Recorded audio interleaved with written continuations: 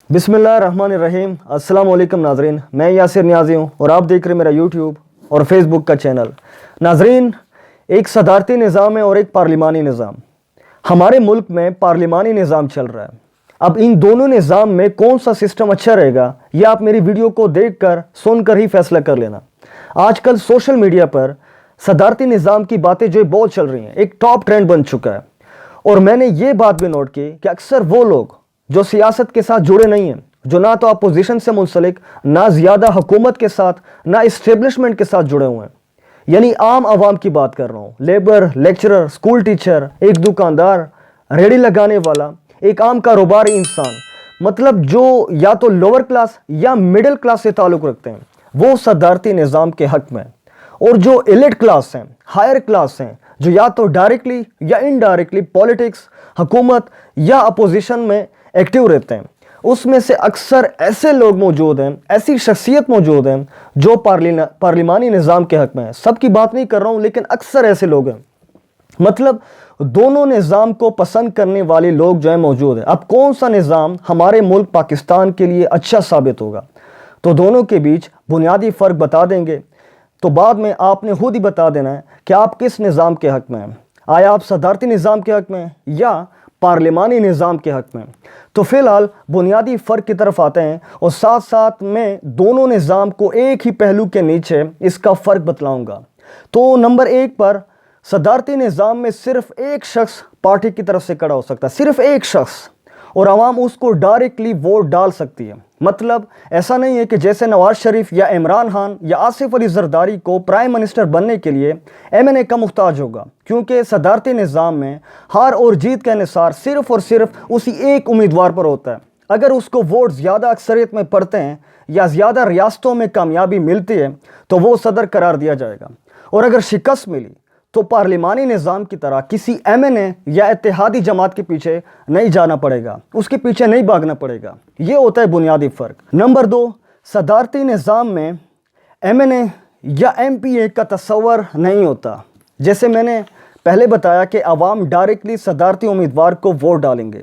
مثال کے طور پر پارلیمانی نظام جو پاکستان میں برسوں سے چلتا آ رہا ہے، اگر نواز شریف کو میاں والی یا کراچی سے عوام ووٹ ڈلوائیں گے تو وہ ڈائریکٹلی نواز شریف کو تو ووٹ کاسٹ نہیں کر سکتے۔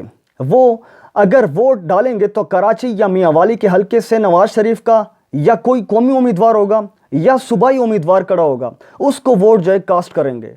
تو یہاں پر نواز شریف یا عمران خان یا آصف علی زرداری کی جیت اس وقت ہوگی جب ان کے ایم این اے یا ایم پی اے جیت جاتے ہیں، مگر صدارتی نظام میں عوام ڈائریکٹلی اپنا ووٹ اس ایک شخص کے لیے کاسٹ کریں گے جو صدارتی امیدوار ہوتا ہے، اور صدر بن جانے کے بعد وہ اپنی مرضی سے خود کسی کو بھی اپنے ٹیم میں اس کو شامل کر سکتے ہیں۔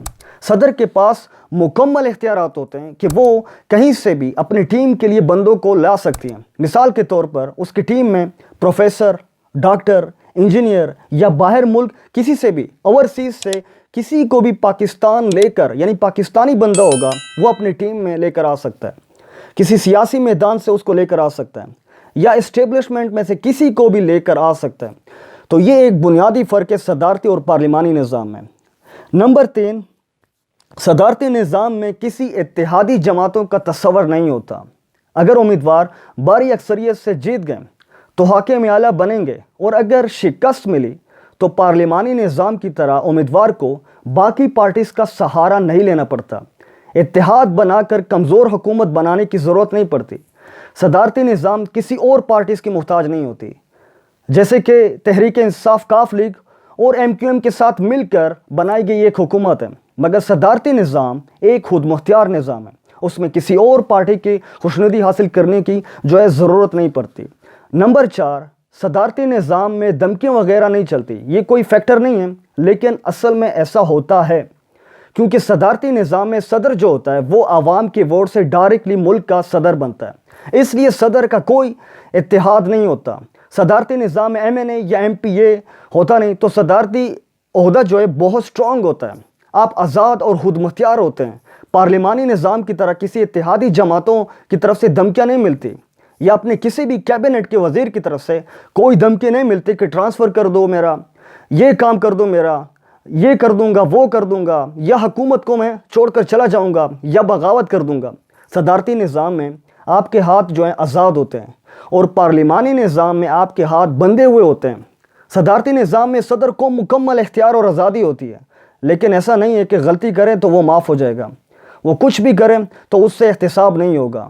ایسا کچھ نہیں ہوتا۔ اگر اس سے کوئی غلطی ہوتی ہے، بلنڈر ہوتا ہے، کرپشن ہوتا ہے، تو اس کا احتساب ہوتا ہے صدارتی نظام میں۔ نمبر 5 پر اسٹیبلشمنٹ صدارتی نظام میں زیادہ سوٹ نہیں ہوتی، کیونکہ صدارتی نظام میں صدر زیادہ طاقتور ہوتا ہے اور اسٹیبلشمنٹ اس کی حکومت گرا نہیں سکتی، مگر پارلیمانی نظام میں اسٹیبلشمنٹ جو ہوتی ہے بہت آسانی کے ساتھ مداخلت کر سکتی ہے۔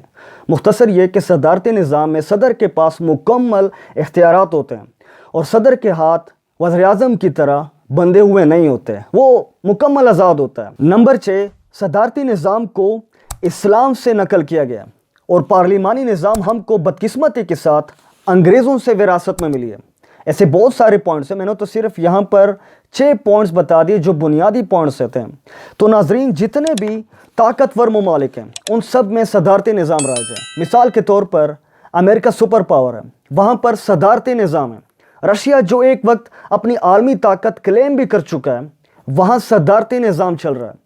چائنا جو مستقبل کا سپر پاور بتایا جاتا ہے، وہاں پر بھی صدارتی نظام ہے۔ ترکی میں جب طیب اردگان آئے تو اس کو بھی کافی مشکلات کا سامنا رہا، اپنے وزیروں کی طرف سے اور اپوزیشن کی طرف سے بہت ساری دھمکیاں ملتی رہیں، پریشر اس پر پڑتا رہا، پھر وہاں بھی صدارتی نظام کو رائج کر دیا گیا۔ ایران میں بھی صدارتی نظام چل رہا ہے۔ تو اب آپ نے خود فیصلہ کرنا ہے کہ آپ کو کون سا نظام چاہیے، صدارتی نظام یا پارلیمانی نظام۔